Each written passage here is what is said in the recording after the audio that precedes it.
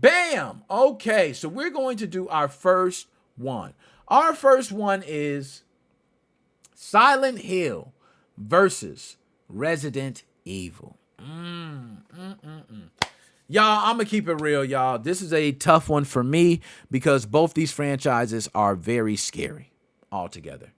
I'm going to go with Resident Evil simply because Resident Evil to me had two of the most scariest moments that I first encountered. The first one was coming into the zombie when you walk into the room and seeing the zombie turn over after eating someone and the bloody face. That was one of my most haunted moments starting out my gaming career. And the other one is walking down the hallway and having those dogs jump out the window, pow, out of nowhere, and scaring the living bejesus out of me. And I had no idea what to do. I think they destroyed me on that point. Silent Hill, even though being such a psychological scare and horror. Hold on. We don't want to get too far ahead. Hold on. Let's go back. I got to put it. It's already jumping ahead. See, that's a good one, too. Ooh, that's a good one. Okay. But let's pause it. Because we're on Silent Hill and Resident Evil. I want to give respect to Silent Hill. Silent Hill is very underrated. And you guys will see Silent Hill 2 Remake is going to wake everybody up. All right?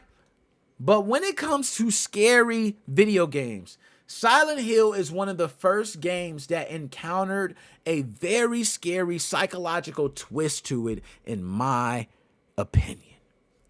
When you walked around an area that was all smoke for so long, you barely seen anything. You came across certain things that looked weird, different shaped faces, and these things were not seen in video games at that time. And Silent Hill they made you feel like you were alone. They made you feel as though you were alone, that you did not have help, that there was no police officer coming to save you, that nothing was real, and it was a real psychological twist. So I got to give props to Silent Hill. But nonetheless, I got to give it up to the one, the only Resident Evil. There we go. And I don't even think that's debatable. I'm going to be honest. Okay, and I even had notes for different ones. Okay, pros.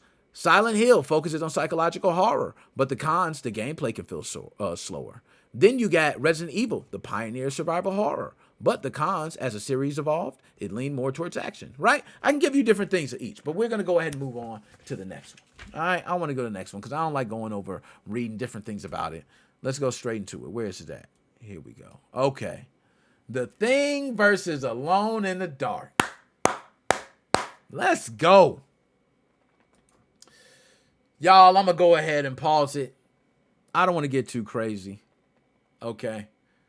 But this is a tough one for me. I'm going to go to Thing. The reason I'm going to go to Thing because the game The Thing, you had also CPU or NPC controlled players that would be with you that could also become possessed. And their minds could become twisted. So you had to make sure they were okay. You didn't want to shoot them on accident. You want to make sure they don't become infected. Like there was a lot of things around The Thing that made it just very, very psychologically twisted and torn. But I'm going to be honest, nothing like Alone in the Dark, y'all. Alone in the Dark gives you the feel of being alone. It gives you the feel of being tortured so bad that your face just stays open like, you know what I'm saying? Like that is Alone in the Dark. It is a very, very scary atmospheric game. It also psychologically messes you up. Now these games both have some good psychological aspects to them. It's a toughie. Y'all. But if I got to go with one, I'm going to go with The Thing. Hands down. Can you dig it, sucker? I can dig it. I can dig it. Now, we're going to go ahead. Let's see what the next one is.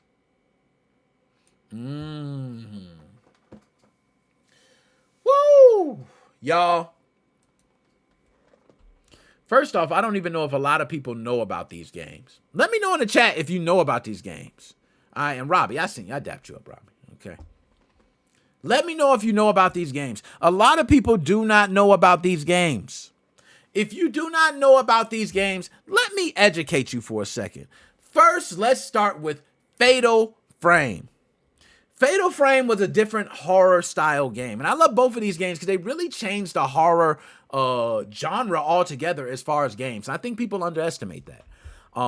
Fatal Frame was one of the first games where you had to conquer your fear by capturing things within a camera. So actually seeing the ghost and capturing it is the way you conquer it. So it's like going, when you have a fear and you want to run away from a ghost, in Fatal Frame it's a little different. You almost have to psychologically get prepared to have this ghost head on and take a picture. You know what I mean? It's very nerve-wracking and can be scary at the same time. It is a great way to inspire horror through a camera. Fatal Frame. All right? Give it up for that. On the other side, we got Clock Tower. Clock Tower is one of the first games that I played that really, really zoned in on the horror hiding game. This is one of those games where, not like the Friday the 13th on Nintendo and all that. This was really like Clock Tower. You spent most of your time trying to figure out where to hide to not be captured or to not be destroyed by this monster. You feared running into the monster multiple times, trying to dodge the monster seeing where you're hiding, trying to be able to get out of this clock tower without being captured. So very much different than Fatal Frame, where you're going head on into your fears. Clock Tower is very different. You must avoid your fears at all costs. Two very different games. If I got to pick one, I'm going Clock Tower, man. I'm going Clock Tower, I know. It's kind of crazy, but I'm going Clock Tower. Clock Tower for me was one of those where I felt like the fear levels were at an all-time high when you were trying to hide from different monsters. You don't know when they're coming out, where they are. You start trying to track them down by certain things you see. It becomes psychologically a mess. You become a wreck. You're hiding all the time, even times where you don't have to hide. So I'm going to go with Clock Tower, even though Fatal Frame kind of defined a whole entire genre. I'm going to go with Clock Tower, man. I'm going to go with Clock Tower. All right? Now, let's go to the next one. That was delicious. That Coca-Cola. Oh, my goodness. Hold up. The Suffering and Manhunt. Oh, my gamers. Where my gamers at? Bounce with me now. Gamers. Let me first tell you about these two games. The Suffering. If I remember correctly, you're in a prison. You're like breaking out of this mental prison, but everybody else in there is crazy. The inside of this prison is so dark and so demented and twisted, you almost wish you stayed inside the cell. But as you're going through the game, you kind of feel like you're becoming just as sick and twisted as you're destroying other sick and twisted people. That is The Suffering. Manhunt. One of the most sick and twisted games to ever come out by Rockstar ever in the history of games. This game was so sick and twisted that multiple news outlets not only covered it, but talked about how it needs to be taken off shelves. There was a petition to take this game off shelves. Multiple people, including petitions, even mentioned this game as being too violent and being the reason that kids were being encouraged violence and to perform it out onto the streets. So that's how big both of these games were. If I have to pick one, I am going with Manhunt. And it's not even close for me. Manhunt is by far to me still, single-handedly, hands down, the most sick and twisted murderous game you will ever play. If you want to be a psycho and live out those sadistic thoughts, live it out through Manhunt. Manhunt, you literally can take a glass shard, hide, and you can do what you know what with that glass shard. There is multiple ways to take them out with that glass shard. There is other things that you can do it with, but the whole point is to do it and to be as most gruesome as possible. So if you want to destroy somebody, if you want to continue to see people being destroyed and murdered in multiple ways, and you can continue to do it and be gratified for it, Manhunt is the answer. It's not close. The Suffering, I can go destroy some guys. But this one right here is, holy Lord. But Jesus, what the heck? Oh my gosh. All right, Joe, what's up, nigga? Chelsea got super busy at work. Looks like I missed. Oh, we gonna get you in. We gonna go ahead and put the link. I'm gonna get everybody in towards, I'm gonna go ahead. I want to bring everybody in if they can come in. If you're there, you know what? I'll go ahead and put it in the chat just in case, because I don't know who's there. I haven't put it in the chat. I've been slipping on my Scottie Pippen number 33. My bad. All right. So let's go ahead. But it's not even close for me. Yeah, it's not even close, man. It's not even close. We already know what that one is. Manhunt is by far the one because it's just gruesome. I mean, Rockstar, they did one on that one. Oh, we got us a goodie, y'all. About time we got us a goodie. Okay, Young Bucks might not be remember this, but we gonna go with Doom versus Splatterhouse. Now, a lot of people do not know Doom. The original Doom was very scary, believe it or not. I know people may play it today and they might think that Doom, oh my goodness, that's not scary. You know what I mean? That thing just looks like, little fireballs coming and these little face monsters and this and no, believe me, Doom had a very scary feel, even with the music. I remember playing Doom on a PC for the first time and having all the lights off, and I got a scary feel, bro. It was I remember the atmosphere around Doom.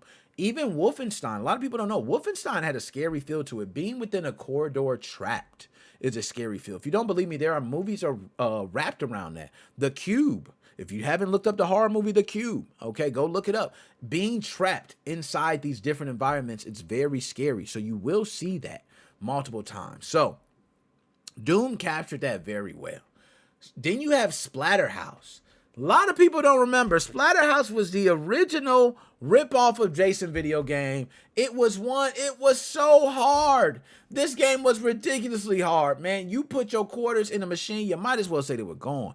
You had monsters nonstop from up above, from straight ahead, from down below. And as you're walking, you got a club, you got your fist, you got to punch up, you got to punch down, you got to jump, you got to do that. The entire game, now once you mapped it out, yeah, it was pretty good. But this one right here is one, tough one. If I got to give it to one, damn, man. I'm going to be honest. I got to go Doom. The reason I'm going to go Doom is because Doom, for me, captured the atmosphere. And I felt like Splatterhouse just didn't have enough. Splatterhouse should have had more. But I don't think they had too many levels. And Doom was able to take it and make those atmospheres really work. Splatterhouse could have more. And there was other versions of Splatterhouse. It failed later on. I think they do need a Splatterhouse remake to actually take the side-scrolling one and continue on. But outside of that, y'all, it's very easy for me. Hands down, I'm going with Doom. You know what I mean? The Splatterhouse graphics were better. Like, to me, Splatterhouse graphics were very great for back in those days. But it just didn't measure up to what Doom had to bring as far as different weapons, the stages, the secrets. It was much more of a game than Splatterhouse, which was very linear. Okay? Now, oh, man, see, this is game heads. My game heads, where my video game heads at? I need some video game heads to talk about these, man. These are two games that need their respect. Parasite Eve, one of the first horror psychological RPG action games out there. A lot of people don't remember, but this game is fabulous. If you have not played Parasite Eve or Parasite Eve 2, definitely go ahead and play it. You are missing out. These games were, they perfectly perfected horror and RPG, I must admit. And then you have Dino Crisis, which was pretty much Resident Evil, except dinosaurs. They really captured the action-packed dinosaur scare that was held within the Resident Evil franchise, within Dino Crisis. Now, this is a tough one, man. It's a tough one. Both games were great franchises. And I don't want to become, I'm trying not to look at any chats because I don't even want to become persuaded. If I have to go with one for this one, I'm going to go with Parasite Eve. The reason I'm going to go with Parasite Eve is because the replayability was one thing, but leveling up in Parasite Eve, when you can see you can level up your character this way, and then you can play again and level them up this way, and it added so many different factors to it. And there was some leveling up in Dino Crisis and different factors there that you can switch up. But I feel like with Parasite Eve, with the, RPG elements to it, it was so diverse and so many different elements that you could change your playthrough more. So I'm going to go with Parasite Eve. I also believe horror was a little bit more for me on Parasite Eve, even though I think Dino Crisis had the jump scares. I go with Parasite Eve. Tough one, man. Like Dino Crisis, the jump scares was on flame. On Dino Crisis, they was left and right. Now let me go. Dino Crisis scared the crap. Yo, I'm not gonna lie. The jump scares on Dino Crisis were some of the best, right? Dead Space learned from Dino Crisis when it comes to jump scares. Like Dino Crisis jump scares were great. And that's one of the things that I love about it. But one is closer to the Final Fantasy series. I agree. Or a Fatal Frame, series. And I do that whole RPG element, bro. It's something about it that just, yeah. It's something nasty. I don't know. It's just me. Yeah, Dino Crisis is more of a scary puzzle game. I like that, right? And you know, Resident Evil had a couple puzzle elements too, okay? Oh, Lord. Okay, we got a nasty one. To me, this is a no-brainer. It's very easy for me, but let me put some respect on both games. Dead by Daylight, you know, you got your cooperative, you know, 4 people working against the killer. I'm not big into these games. I have not played these games, okay, but it seems like they're super huge. I do like watching them on stream. I think a lot of people play them during the Halloween season. You get to see different characters like Freddy, Jason, whether it's Scarecrow, or all these different scary characters. And you get to see people play them and track down different people and actually destroy them using the same horror method. It's a great game to watch. If you just like watching things during the month of October, you got to watch Dead by Daylight. It is fun to just watch. And I will give Dead by Daylight all the props in the world. Love to watch it. I'm not a fan of playing it. I don't like playing and do the same things and different things, you know, but that's me. Left 4 Dead. Let me go ahead and put some respect on Left 4 Dead. Left 4 Dead is not only one of the first zombie games that I played that was multiplayer, 4 players that I played all night. It was the multiplayer game, okay? You not only could play with 4 people, it was nonstop mayhem. The levels were terribly hard when you played on the hardest level. You would have your teammates get snatched up in places where sometimes you could retrieve them, sometimes you could not. If you lost one teammate, it made the level that much more difficult to complete. Multiple weapons, okay? Multiple weapons. Let's talk. Different characters. You had funny comedy in between. Stages were nice. The storyline, I loved Left 4 Dead. Left 4 Dead was perfect. Now, I know the whole thing about Left 4 Dead 2. A lot of people are going to say Left 4 Dead 2 was really DLC for Left 4 Dead 1. I do agree. It was just the way it was, the way it should have been, okay? It should have been DLC. But nonetheless, we ain't got to discuss all that. Left 4 Dead, the series itself, was the reason. If you was able to redeem Left 4 Dead right now, come out with Left 4 Dead all over again, and all you had to do was put out Left 4 Dead the first one, Left 4 Dead the second one, and say, hey, we got a brand new Left 4 Dead 3 that is pretty much like an addition, like more DLC for Left 4 Dead 2. I guarantee you. Okay, there is a Left 4 Dead 3, I believe. So we got to go somewhere. Left 4 Dead 4, okay? We got to redo it. Left 4 Dead 4. I don't even know. Is there Left 4 Dead 4? Let me know. But regardless, you got to redo it in a better way than the last time you did it. Because last time you did it, it was blah, blah. All right? But it would be great. So I'm going to go on this one, Left 4 Dead. It's not close to me. Which one would be better to watch? I'm not sure either. Because if you're sitting on the couch and you're watching people play Left 4 Dead, they're on the edge of their seats. You're seeing people being snatched up and screaming like, oh, help me, oh my God. And they do the same thing in Dead by Daylight. So it's to each his own. This is a toughie. I can see some people going with Dead by Daylight. I can see some people going with Left 4 Dead. For me, I'm going with Left 4 Dead. That's my thing. I don't play Dead by Daylight. But watching it, I probably would rather watch Dead by Daylight. I'm going to be honest. That's me. I'd probably rather watch it because there's so many different, like if you see Michael Myers and the different moves they have, you know, you can see Michael Myers like teleport from here to there and then do the same stabbing motions and all that. That's beautiful to see in a horror game. So I would say Dead by Daylight. Nice to watch, you know. Okay. Ooh. Damn. So, let me take a drink before I go into this one. I'm going to tell you guys they messed up with this one. They messed up. I'm going to tell you why they messed up, man. Fear. If you have not played Fear, it is one of the most sick and twisted psychological first-person shooter games that you will ever play. And you need to go play it. Not only that, pay attention to the AI. The AI in the game Fear, Some of the best AI still to this date that I have went against in any first person shooter. Okay, so you need to go ahead and play Fear if you have not.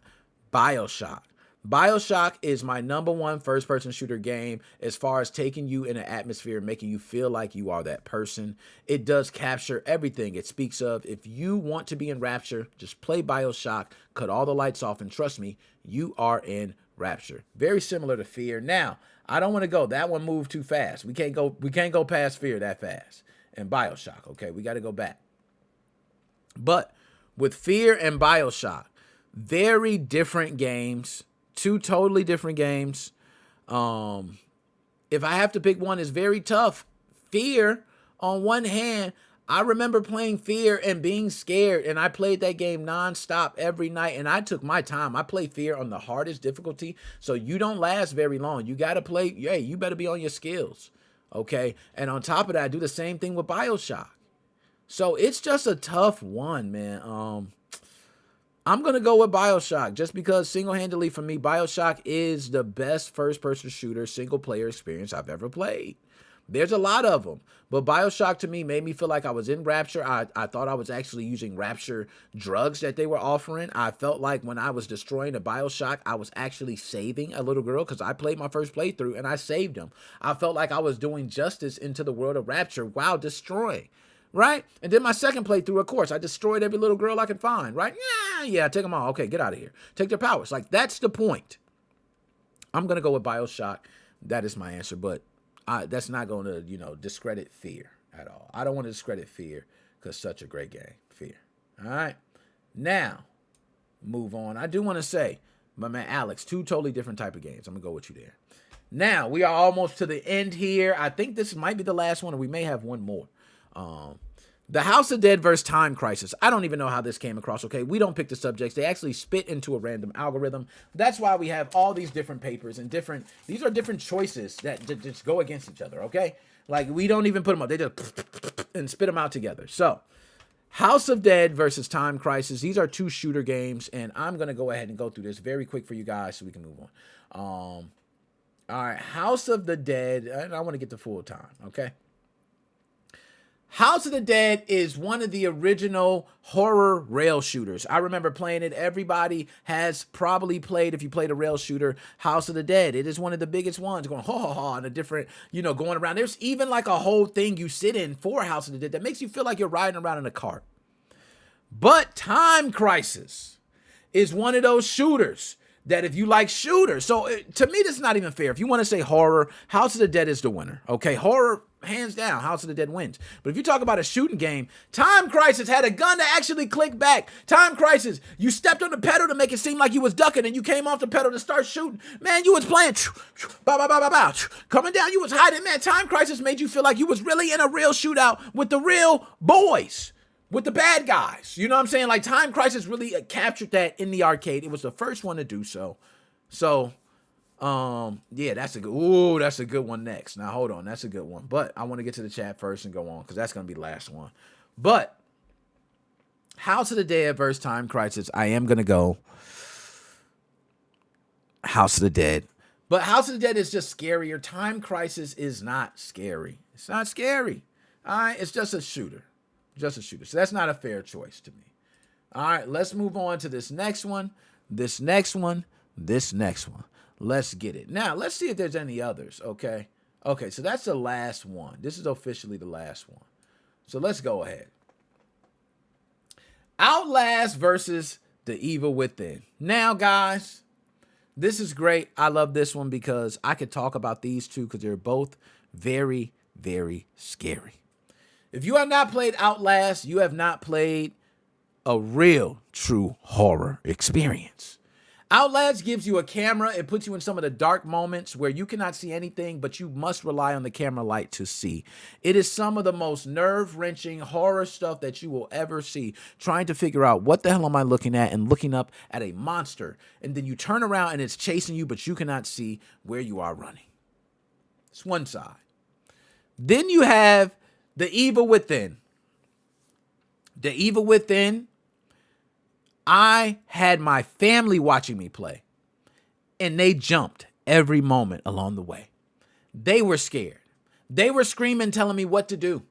They were screaming, saying, go here. Like, it is one of those things that not only your nerves are wrecked playing, but everyone around you will have their nerves be just as wrecked playing this.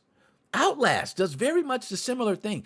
Outlast and Evil Within are very psychologically twisted.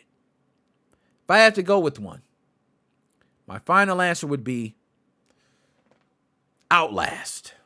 Final answer.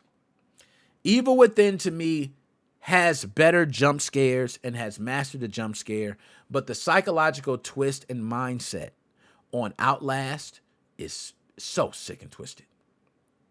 But I'm going to go ahead and just say Outlast, man. It's tough. It's tough.